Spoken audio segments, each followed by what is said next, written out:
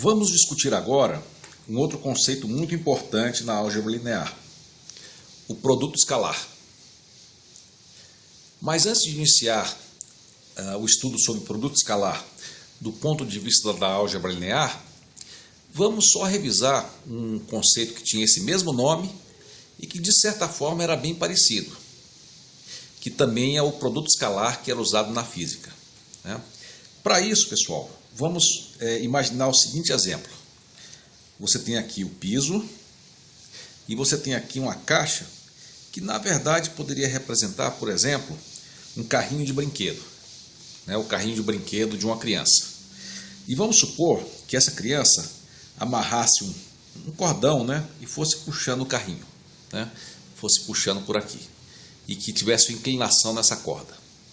E eu queria representar agora a força exercida pela criança, tá? Mas só para facilitar, em vez de puxar daqui a força, vou supor que a força está sendo exercida aqui no centro do carrinho. Pode ser?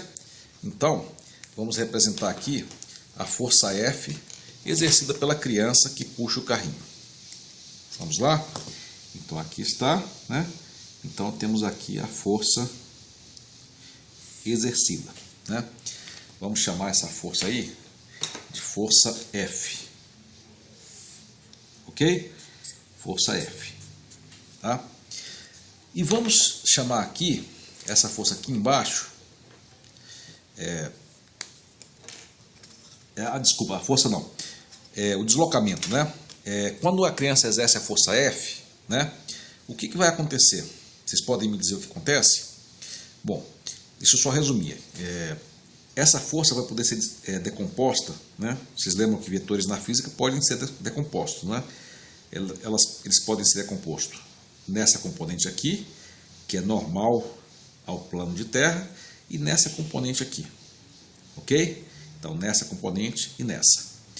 Essa componente aqui, pessoal, se ela for menor do que o peso, do carrinho, então ele vai ficar parado. E essa componente aqui simplesmente é cancelada por essa componente aqui de reação da Terra. E somente essa componente aqui da força que iria, deixa eu só desenhar ela aqui de forma fraca, né? Só essa componente aqui da força que iria de fato causar o movimento, ok? Ok, pessoal? Inclusive a gente pode calcular facilmente essa componente aqui. Vocês podem me dizer qual é, né? Supondo que aqui tem um ângulo θ, né? Essa componente aqui vai ser o quê? Vai ser F, vou escrever aqui embaixo, aqui ó, F cosseno θ. Não é isso? Essa componente aqui vai ter F cosseno θ. Então somente essa força aqui é que vai causar de fato o movimento. Agora vamos supor o seguinte, pessoal, que essa força então gere um movimento por uma distância d, né? Distância d. Vocês lembram qual é o conceito de trabalho dessa distância? Vocês lembram lá da física?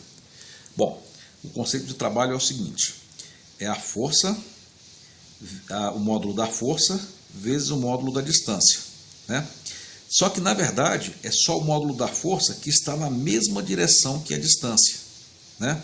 Então o que acontece? Você teria que calcular essa componente aqui, que é o módulo de F, né? O módulo da força F, né? Vezes o cosseno de θ, vezes, se a gente representar essa distância como se fosse um vetor, vezes o módulo, né? Vezes o tamanho, né, da distância d. Ok? Então, quando você faz essa multiplicação, você multiplica o F cosseno θ, o módulo de F vezes cosseno θ, vezes o módulo de d. E você dava um nome a isso, né? A esse produto de dois vetores, o vetor F e o d, que é o chamado produto escalar, né? Que é F vezes d. E na física do segundo grau, era definida simplesmente assim, né? O módulo de F vezes o módulo de d, né? Vezes o cosseno de θ, tá? Esse era o resultado do produto escalar. Nós vamos daqui a pouco definir um outro produto escalar que tem uma expressão diferente e é calculado de forma diferente, mas tem o mesmo resultado. Então, no próximo vídeo, vamos ver esse conceito aí. Vamos agora falar sobre uma operação especial que é realizada com vetores, que é o produto escalar, que é também chamado em português de produto interno. Em inglês é chamado de dot product, ou seja, dot é ponto, né? Então produto de ponto ou produto ponto a ponto. Aqui está a definição do produto escalar. É muito simples. Suponhamos, por exemplo, um vetor de tamanho 2, né, que tenha duas componentes, né, V1 e V2, né, que são as coordenadas, os números que caracterizam o vetor, né, 1, 2, 1 e menos 1, né, e assim por diante. E um outro vetor também com duas coordenadas W1, W2. A definição do produto escalar desses vetores é a seguinte. Bom, antes da definição, vamos ver a representação, né? O produto escalar tem várias representações. Uma delas é você colocar os dois vetores, né, e separar os dois por um ponto, né? Então, V ponto W. Tá? O ponto em inglês é dot, né? E daí vem o dot product. Outra forma de representar é assim. Coloca aqui esse símbolo de menor, né? V, vírgula, W. Tá? Então, temos aqui como a gente representa o produto escalar.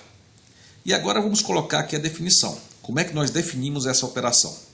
A definição é simples. Você pega as primeiras componentes dos dois vetores, né, V1 e W1, e multiplica as duas. Então vai ficar, vai ficar V1 vezes W1 mais V2 vezes W2. Ok? Se multiplica a primeira componente do primeiro pela primeira componente do segundo, depois as segundas componentes e se soma tudo. Essa é a definição do produto interno. Vamos ver aqui um exemplo. Vamos supor que V seja o vetor 1, 2 e W 3, menos 4. Então o produto escalar entre V e W, né, a gente pode escrever assim, né? O vetor V, 1, 2, escalar, 3 menos 4. Tá? É igual a 1 vezes 3 mais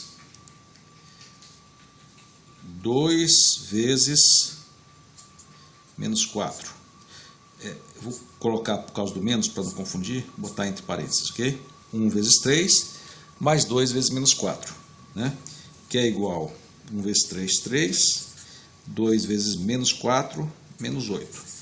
Então é igual a menos 5. Então é muito fácil você fazer um produto escalar. Vamos ver mais um exemplo? Vamos supor agora com um vetor de tamanho 3, né? O V é 1, 2, 3, o W 4 menos 1, 2, né? E vamos fazer o produto escalar, né? Agora usando essa notação mais diferente, né? E vamos fazer. Mesma coisa. Multiplica a primeira componente pela primeira, né? 1 vezes 4, mais segunda vezes segunda. 2 vezes menos 1, né? Botei entre parênteses o menos 1 só para não confundir. Mais 3 vezes 2,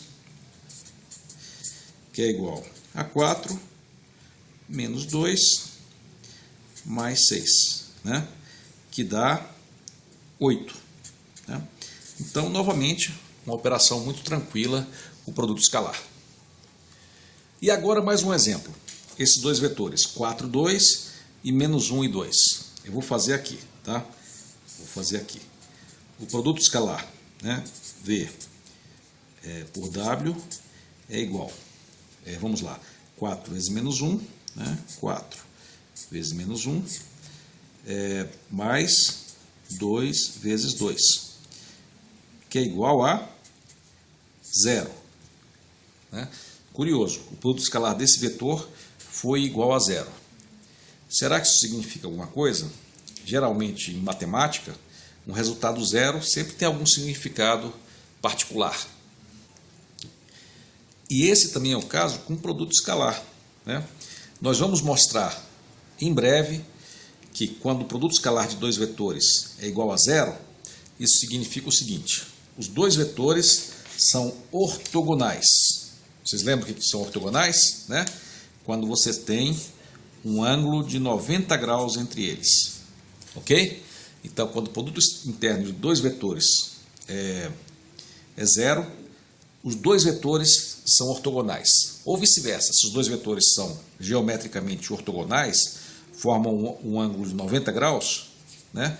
Então o produto interno sempre será zero. Para vocês terem uma ideia disso aí, mais clara, eu até vou pedir o seguinte: eu peço que vocês parem o vídeo e desenhem, né? Desenhem o eixo XY e desenhem esses dois vetores. Então parem o vídeo agora, né? E procurem desenhar esses dois vetores, né? Daqui a pouco a gente volta a conversar. Então, pessoal, como é que ficou? Bom, esse aqui é 4, 2, né? 1, 2, 3, 4. Então a coordenada está aqui, 2 está aqui, né? E esse vetor é esse aqui, né? 4, 2. Tá? O outro é menos 1, 2. Onde é que está esse outro aqui? Então, x igual a menos 1, y igual a 2. Né? Ok? Então, pessoal, dá para ver graficamente, né, que quando você tem produto interno, né, aqui me parece que está realmente bastante ortogonal, bem claro, né? Então, o ângulo entre os dois vetores é 90 graus. Isso vale não só para esses dois vetores, mas para qualquer par de vetores em que o produto interno é zero. Pessoal, eu vou agora fazer mais um exemplo e vou aproveitar e mostrar mais um tipo de notação que também é usado. Tá? Aqui eu quero fazer o produto escalar de V vezes W, que são esses vetores. Então, o produto escalar do vetor 1, 2, 3 com o vetor 1, 0, menos 2, bom, até agora a gente tem usado mais essa notação aqui, mas a gente poderia usar a notação de matrizes, né?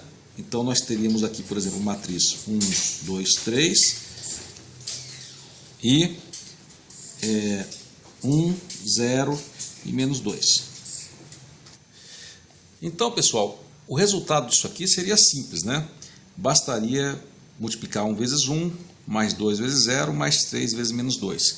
Mas isso aqui fica um pouco deselegante, porque quando você faz o produto escalar isso aqui parece um produto de duas matrizes, né?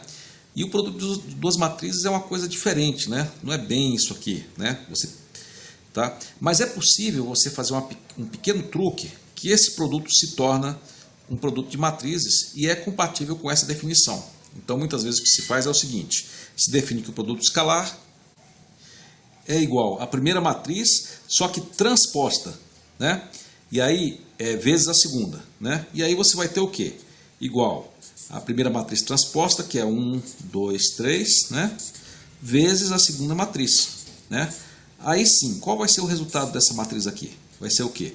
1 vezes 1, mais 2 vezes 0, mais 3 vezes menos 2, né? Que vai ser igual a 1, menos 6, que é igual a 5, né? A menos 5. Então, é uma forma de representar também usando a notação de matrizes.